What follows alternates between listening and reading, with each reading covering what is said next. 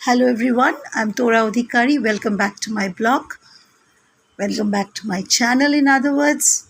আজ মা দুর্গা পুজোর শুরু হলো। ষষ্ঠী আজকে, অনেকে অবশ্য পঞ্চমীও আজকের দিনটাকে সেলিব্রেট করছে পঞ্চমী হিসাবে। তো যেহেতু ষষ্ঠী, ঠাকুরকে পরিষ্কার করে সব ঘর ঠর পরিষ্কার করে আজ মাকে বসালাম। মা দুর্গাকে সুন্দর করে নিজের মতন করে সাজালাম, যতটুকু পারি সেই হিসাবেই সাজালাম।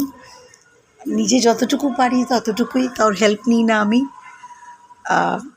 প্রফেশনাল লাইফও আছে, সব কিছুকে ব্যালেন্স করে চলতে হয়।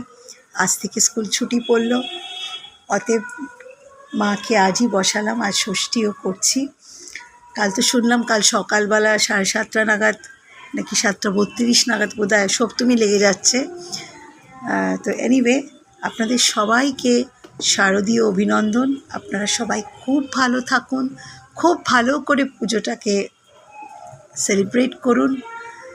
কেন সেলিব্রেশনটা কি হয়, আমরা দুর্গাপুজো 3-4 দিন সেলিব্রেট করি, সেটা ঠিকই, কিন্তু আমাদের ভেতরের সেলিব্রেশনটা অনেক দিন আগের থেকে আরম্ভ হয়ে যায়। আমাদের কেনাকাটা সব আরম্ভ হয়ে যায়।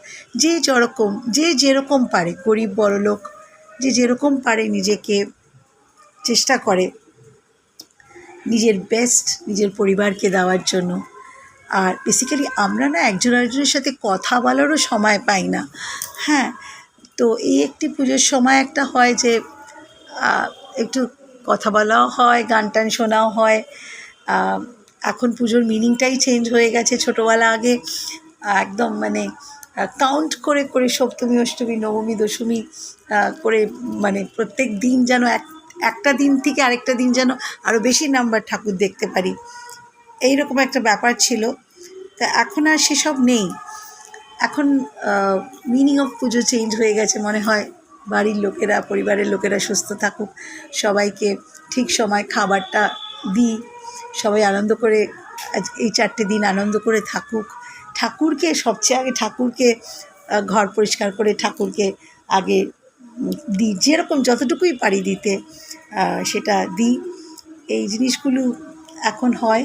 তো এখন তো অনেক কিছুই চেঞ্জ হয়ে গেছে, তবু এর মধ্যে দিয়ে আমি চেষ্টা করি আমার ছোট্ট মা দুর্গার পুজো করতে।